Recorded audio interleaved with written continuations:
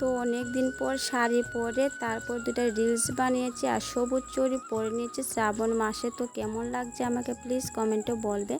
Hello বন্ধুরা, তোমরা কেমন আছো? আশা করি যে যেখানে আছো ভালো আছো। আমি ত্রিপুরা কোয়ায় ছোট্ট একটা গ্রাম থেকে রিনা বলছি। সকালবেলা ব্লগ স্টার্ট করলাম, সারাদিন সংসারের কাজকর্ম শেয়ার করব, তো সঙ্গে থাকো, দেখতে থাকো। এদিকে পুকুর থেকে মাছ ধরে নিয়ে আসলো বাবু, গুঁড়া মাছ। তো এদিকে মাছটাকে কেটে নিয়েছে মা। তো এদিকে মা মাছটাকে কেটে ধুয়ে টুয়ে সব কিছু দিয়েছে, আমি এদিকে রান্নাটা বসিয়ে দিয়েছি। তো এদিকে মাছটাকে বেজে নিচ্ছি। তো মাছটাকে বেজে তারপরে তরকারি করব আর অল্প কটা মাছ রেখে দেব।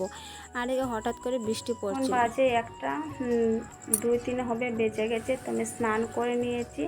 তো আজকে সংসারের কাজ কোনো বেশি শেয়ার করতে পারিনি, আজকে শরীরটা ভীষণ খারাপ, কোনো কাজে এনার্জি পাচ্ছি না।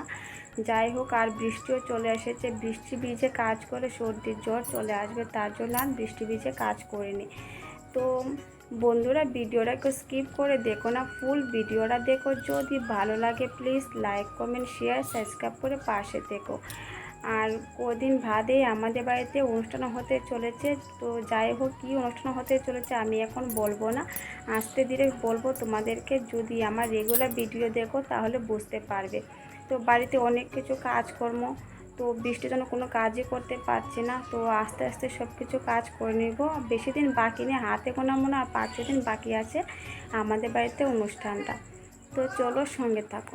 তো বন্ধুরা, ভিডিওটা কেউ স্কিপ করে দেখো না, ফুল ভিডিওটা দেখো। যদি ভালো লাগে please like comment share subscribe করে পাশে থেকো।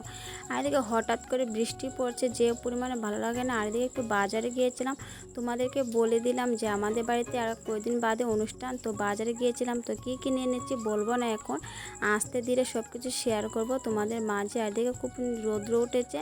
তো বাজার থেকে এসে তারপরে ভাবলাম যে সাজনা পাতা বড়া খাবো, অনেক দিন হয়েছে খাইনি, তো খাবো। আর এদিকে মা লতি আর কচু তুলছিল, তো এটা দিয়ে রান্না করব।